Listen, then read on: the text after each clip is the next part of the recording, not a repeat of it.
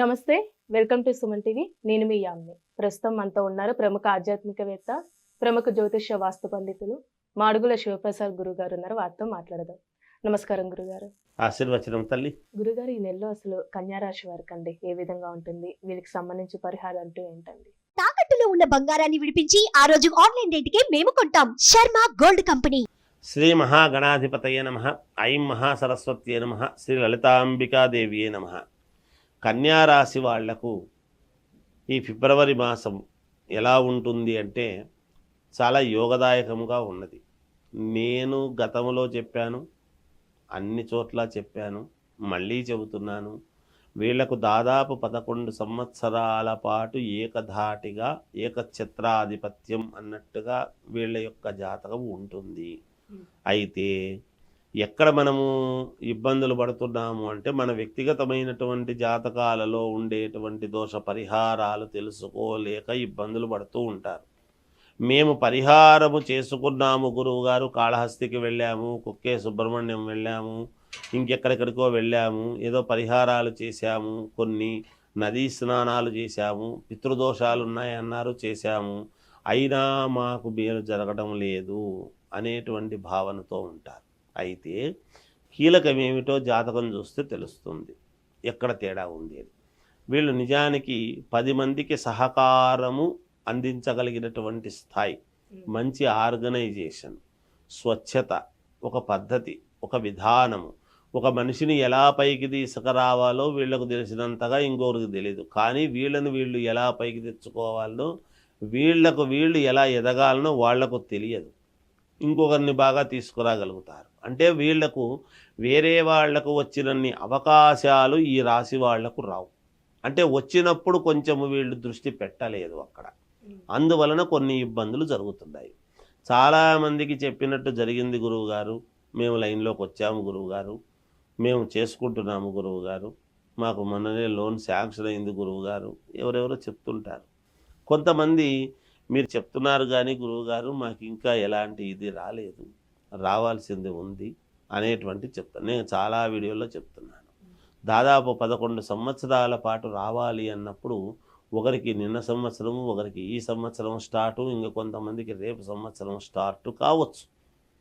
అందరి జీవితాల్లోనూ 12 సంవత్సరాల పాటు ఏకఛత్రాధిపత్యము రాసి వాళ్ళకు ఉంటే అందరికీ 12 ఏళ్ళే ఉండదు. వాళ్ళ జాతకాల్లో ఉండేటువంటి యోగాలను బట్టి కొంతమందికి 11 ఏళ్ళు, కొంతమందికి 10 ఏళ్ళు, కానీ రాశి ప్రకారంగా అయితే 12 ఏళ్ళు. అంటే ఒక పుష్కర కాలము పాటు మహాద్భుతముగా ఉంటుంది. వీళ్ళు పడని కష్టము లేదు, డబ్బు కోసం వీళ్ళు చెయ్యని ప్రయత్నము ఉండదు, రుణాలు ఎక్కువ ఉంటాయి, ఎలా తీర్చుకోవాలనో తెలియదు, అనూహ్యముగా కొన్ని నెత్తిలొచ్చి పడుంటాయి. స్త్రీల వలన కొన్ని ఇబ్బందులు పడినవాళ్ళు ఉన్నారు అనూహ్యముగా ఈ రాశి వాళ్ళు. అలాంటివన్నీ కూడా భూముల వలన, ఇళ్ళ వలన, ఉన్న స్థానము వలన అనేక రకాల ఇబ్బందులు పడ్డవాళ్ళు ఉన్నారు. ఒక రకమని కాదు, ఉద్యోగము చేస్తూ ఉండేటువంటి ఉద్యోగము పోయి కొంతమందికి అనూహ్యముగా 70-80 ఏళ్లలో ఇంకేముందిలే మాకు అన్న వాళ్లకు అనూహ్యముగా పొలం, ఎప్పుడో కొన్న పొలము డబ్బు పెరిగి డబ్బు వచ్చి పడడం, దగ్గరికి డబ్బు రావటం, ఇలా ఒకటి అని అనటానికి ఉండదు. ఇలా ఉంటారు, అలా ఉంటారు. కానీ ఏదైనా మనము పరిహారాలు చేసుకోవటం అనేటువంటి దాంట్లో ఉంటుంది. అంతేగాని ఈ రాశి వాళ్ళకు కూడా చాలా యోగదాయకంగా ఉన్నది. ఈ రాశికి సంబంధించిన వాళ్లకు పెళ్ళిళ్ళు, సంతానం కలిగేటువంటి వాళ్ళకు సంతానము, వివాహం కావాలనుకునేటువంటి వాళ్ళకు వివాహం కావడం, ఉద్యోగాలు రావాలి అనుకునేటువంటి వాళ్ళకు ఈ సంవత్సరం ఉద్యోగం రావటము, కొంతమందికి ఎతుక్కుంటూ వస్తాయి. కొంతమంది వీళ్ళు ఎతుక్కుంటూ పోతే చూద్దాంలే అనేటువంటి భావన విని వెనక్కి తిరిగి వచ్చేవాళ్ళు ఉంటారు. తప్పకుండా మళ్ళీ వీళ్ళని పిలిచి ఇచ్చేటువంటి అవకాశాలు ఉంటాయి. వీళ్ళు గ్యారంటీగా ముందుకు పోయేటువంటి అవకాశాలు ఎక్కువ ఉన్నాయి. ఎట్టి పరిస్థితుల్లోనూ వీళ్ళకు ఇబ్బంది అనేటువంటి మాట ఉండదుగాక ఉండదు. పడుతుంటారు. ఈ నెలలో చాలా బాగుంది వాళ్ళకు, కన్యా రాశి వాళ్ళకు అప్గ్రేడ్ కావడానికి, ఉన్నతమైనటువంటి దానికి వైపు అడుగులు వేయడానికి కానీ, ఒకరు కలిసి రావటం కానీ, ఎవరో ఒకరు వీళ్ళను గుర్తింపు పొంది వీళ్లకు సహకారం చేయటం కానీ, అలా ఏదో రకంగా అయితే వీళ్ళకి మేలే జరుగుతుంది తల్లి. ఎట్టి పరిస్థితుల్లోనూ ఇబ్బందులు లేవు. విద్యార్థులకు చాలా శ్రేయోదాయకంగా ఉన్నది. వ్యాపారం చేసుకునేటువంటి వాళ్లకు చాలా లాభసాటిగా గడించే విధంగా వీళ్ళ తెలివితేటలు ప్రదర్శించి చేస్తారు. తక్కువకు తెచ్చి ఎక్కువకు అమ్ముకోవడం చేయడం వీళ్ళు చేసుకునేటువంటి ప్రయత్నాలు చేస్తారు. తప్పకుండా జరుగుతుంది. ఉద్యోగాల్లో ఉండేటువంటి వాళ్లకు వీళ్ళ శ్రమకు తగినటువంటి గుర్తింపు అనేటువంటిది పొందుతారు. అంతేకాకుండా ఇప్పుడు కళలు, సినిమా రంగంలో ఉండేటువంటి వాళ్లకు గుర్తింపు వస్తుంది.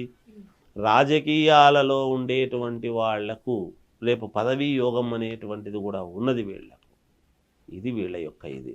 వీళ్ళు పరిహారము చేసుకోవాలి అని అనుకుంటే పరిహారం ఏదో ఒక రకమైనటువంటిది మనకు కావాలి అనేటువంటి ఇది ఉండేటువంటి దీనికి అమ్మవారిని ఆరాధిస్తే మంచిది. ఏ అమ్మవారైనా సరే మొదట వాళ్ళ ఇంటి దేవుడు ఎవరు గుర్తించాలి. మొదట ఆ ఇంటి దేవుణ్ణి ఒక్కసారి అనుకొని తర్వాత అమ్మవారిని ఆరాధించడం. అంటే శుక్రవారం 4 శుక్రవారాలు 4 మంగళవారాలు వీలైంది అంటే అమ్మవారి గుడికి వెళ్ళి కాస్త పసుపు కుంకుమ అవి సమర్పించుకొని అమ్మవారిని మనసులో ధ్యానించుకొని టెంకాయ కొట్టుకొనేసి నమస్కారం చేసుకొచ్చుకుంటే మేలు జరుగుతుంది. ఒక 8 టెంకాయలు అవుతాయి. ఒక 8 4 32 320 రూపాయలు నెల పొడవునా ఇబ్బంది. ఇది ఒకేసారి పెట్టుకోనక్కర్లేదు. మంగళవారము శుక్రవారము అమ్మవారి దగ్గరికి వెళ్ళి 2 నిమిషాలు అమ్మవారి గుళ్ళో కూర్చొని అమ్మవారిని ఆవాహన చేసుకొని, అంటే అక్కడ కూర్చొని ఒకసారి మననం చేసుకొని తల్లి నన్ను కాపాడు, ఇంతకంటే వేరే అక్కర్లేదు. కన్యారాశి వాళ్ళు చేయాల్సినటువంటి పని. కాబట్టి అమ్మవారిని ఆరాధిస్తే వీళ్లకు జయం కలుగుతుంది గాక. చాలా చక్కగా తెలియజేశారు గురుగారు. ధన్యవాదాలు. జయోస్తు.